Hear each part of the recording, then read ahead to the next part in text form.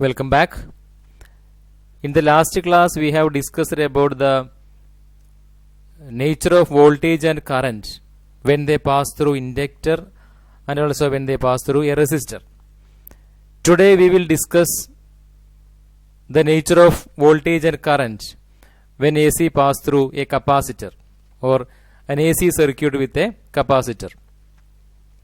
As previously told, at any time the voltage or the EMF across the capacitor will be E is equal to E0 sin omega t.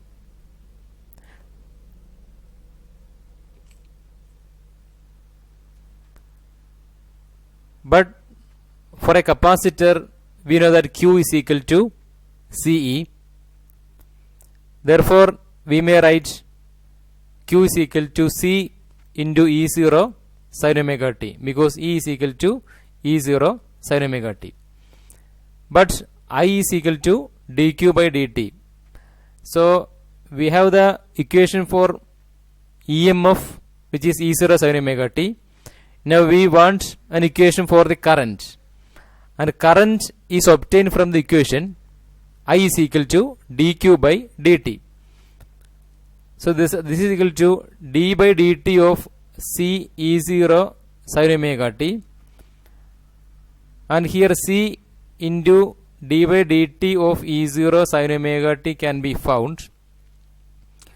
Again E0 is a constant, therefore it is C E0 into d by dt of sin omega t, and d by dt of sin omega t is nothing but cos omega t into omega. Therefore this is equal to C E0 into cos omega t into omega, which may be written as omega c into E0 cos omega t. And this omega c we are taking into denominator, so it can be written as E0 divided by 1 by omega c. So E0 by 1 by omega c is nothing but omega c into E0. So E0 divided by 1 by omega c into cos omega t is the equation, and this E0 by omega c can be taken as a constant. Then what is cos omega t? Cos omega t is equal to sin omega t plus pi by 2. Therefore I is equal to E0 by 1 by omega c into sin omega t plus pi by 2. This E0 by 1 by omega c is another constant, which is I0. Therefore I0 sin omega t plus pi by 2, where we are taking I0 as E0 by 1 by omega c. So finally we have obtained equation for I, that is I is equal to I0 sin omega t plus pi by 2. Then we have started with the E is equal to E0 sin omega t.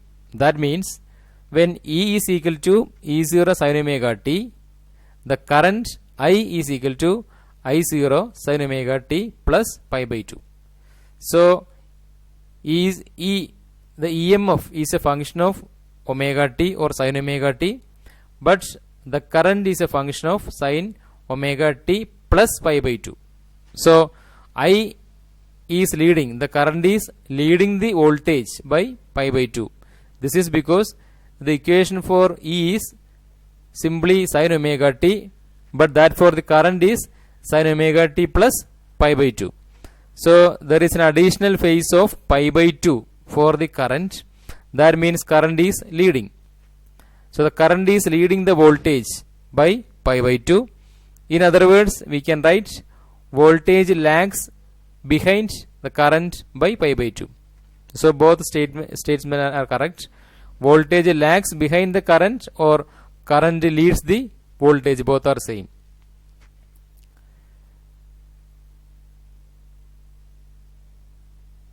So now we take this I0 is equal to E0 by 1 by omega c, right? So this is an equation we have used in the derivation. Now when we compare this equation with Ohm's law, what is Ohm's law? I is equal to V by R. That is V by R is equal to E0 by 1 by omega C. So in both side or on both side the numerator represent the voltage. Therefore the denominator should be same, or 1 by omega C represent the resistance. So in the equation E0 divided by 1 by omega C, this 1 by omega C represent the resistance, or it is the resistance offered by a capacitor to the current flow. This 1 by omega C is called a capacitive reactance. Its symbol is XC. X is subscript C. Therefore XC is equal to 1 by omega C. You may write XC is equal to 1 by omega C. So this capacitive reactance is the resistance offered by the capacitor to the current flow. So there is always a resistance offered by a capacitor to the AC, and that is equal to 1 by omega C.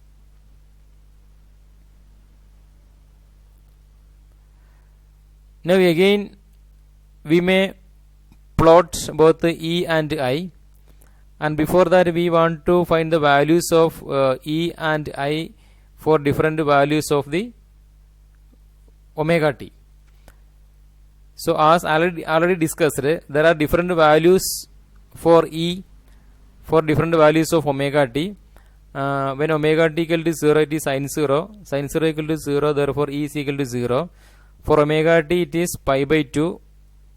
For omega t equal to pi by 2, sin pi by 2 is 90, or sin 90 is 1. Therefore it is 1 into E0, it is E0. Actually this part we have already seen for both resistance and inductor.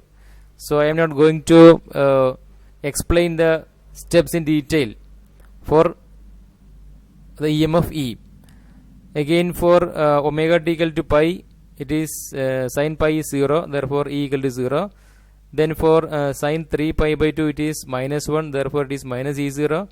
Finally when sin 2 pi, when it is sin 2 pi it is 0, therefore E equal to 0.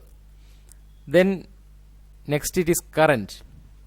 So when omega t is equal to 0, sin omega t plus pi will be what? Sin omega t plus pi by 2 will be sin 0 plus pi by 2, and sin pi by 2 is 1, sin 90 is 1 we know, therefore 1 into I0 is I0.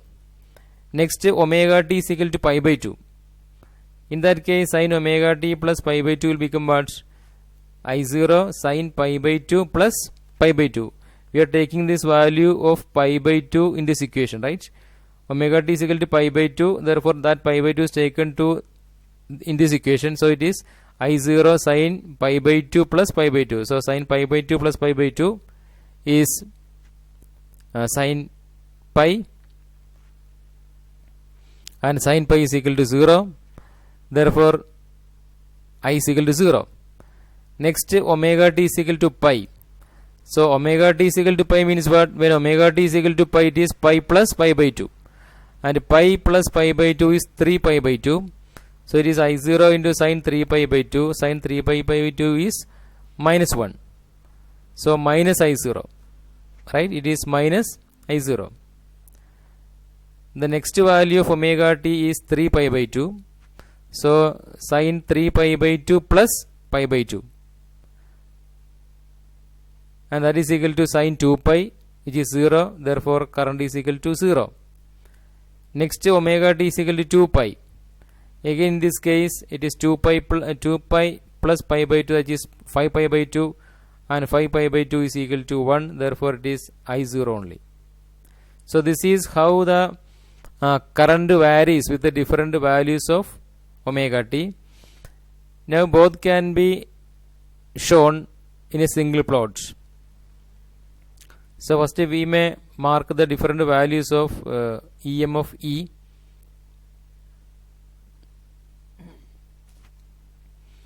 So initially for E the value is omega t equal to 0. For that it is 0. Then for pi by 2 it is E0. For pi the EMF is 0. Then for 3 pi by 2 it is minus E0, and finally for 2 pi it is 0. So we have the marking for E0, E0, 0, minus E0, and finally 0. So these are the values we have obtained here. Now we may join all these dots, and if we join all these dots, the shape of the graph will be approximately like this. Next we may mark the different points of current. So for 0 the current is I0, for omega t equal to 0 the current is I0. That means, so this is the point. So this is for omega t equal to 0 the current is I0. Then next it is pi by 2. For pi by 2 current is 0. So 0 we have marked. Then for pi the value of current is minus I0. So we are marking minus I0. Then for 3 pi by 2 it is 0. So it is 0 here. And finally for 2 pi it is plus I0. So now we have all the points corresponding to current, and we are joining all these dots, and we are getting a shape like this. Okay. So this is the plot showing the variation of current and EMF in the case of an AC flowing through a capacitor. So this is a more neat diagram.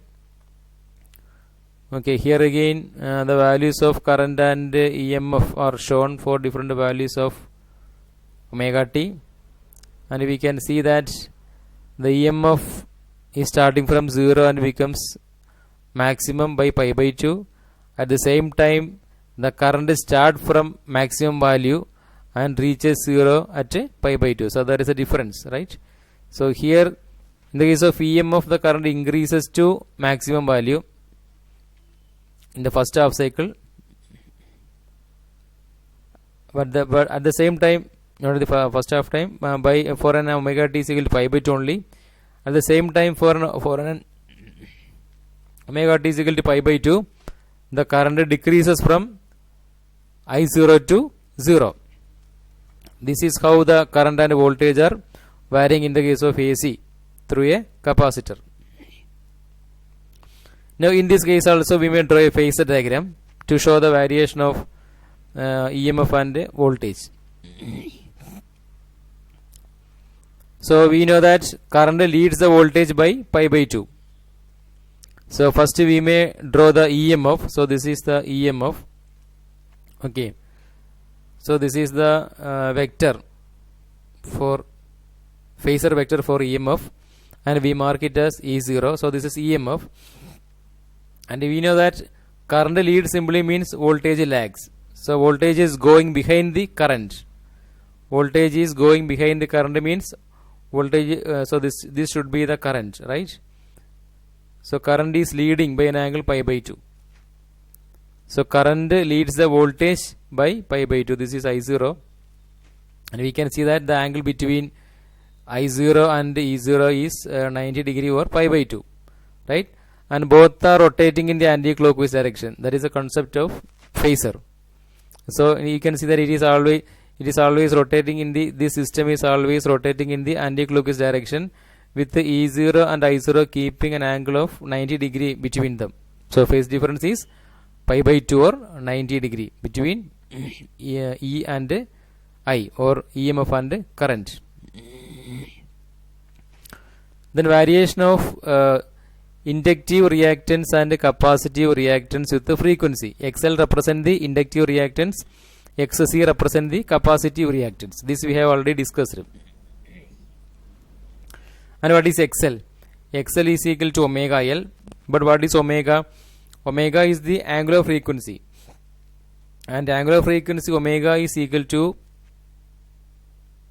2 pi f, right? Therefore XL is equal to 2 pi f into L, or XL is proportional to what?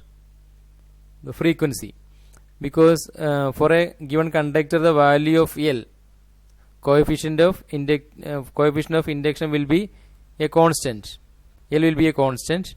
So 2 pi into L is again a constant. Therefore, we can say what XL is proportional to F, frequency. Now, for XC, we know that it is 1 by omega C, and that is equal to 1 by 2 pi FC. And here again 2 pi into C. C is the capacitance, which is a constant again, will be a constant. Therefore, we may write what XC is inversely proportional to frequency. So, inductive reactance is directly proportional to frequency. At the same time, capacitive reactance is inversely proportional to frequency. That means as the frequency increases, inductive reactance will increase, but capacitive reactance will decrease. That is the meaning of the relation. Now, for DC, we know there is no frequency. Frequency equal to 0 for a DC current. And when frequency F is equal to 0, what is the value of XC? Then XC will be infinity, right? Because it will be what? 1 by 2 pi F, 2 pi into 0. Therefore, it is 1 by 0, which is infinity. Or we may say XC is infinite. That is, capacitor offers infinite resistance to DC. In other words, it will block DC. So, a capacitor offers infinite resistance to DC, or a capacitor always blocks DC.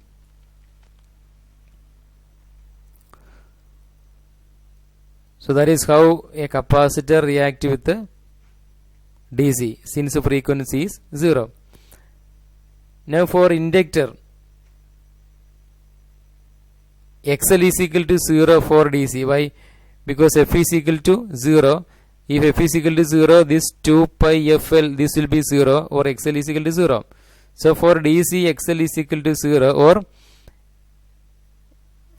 inductive reactance will be 0. Inductive reactance is the resistance offered by the inductor. So, resistance offered by the inductor is 0, means there is no resistance offered, or inductor does not block DC. So, inductor does not block DC, but capacitor blocks DC. So, that is the difference between inductor and capacitor to the flow of AC. And inductor is used to vary AC. Inductors are usually used to vary alternating current. So, an inductor is nothing but a regulator of a fan. We know when we turn the regulator of a fan, the speed of the fan will decrease or increase. Here we are using an inductor. Okay. So, using an inductor, we can adjust the AC current. So, if there is more current allowed to pass into a fan, there will be more rotation for the fan. And by adjusting an inductor, if we are sending less amount of current into a fan, then the speed of the fan will be less. So, this is how we are using inductor to vary AC. So, with this we are winding up here. Thank you for watching.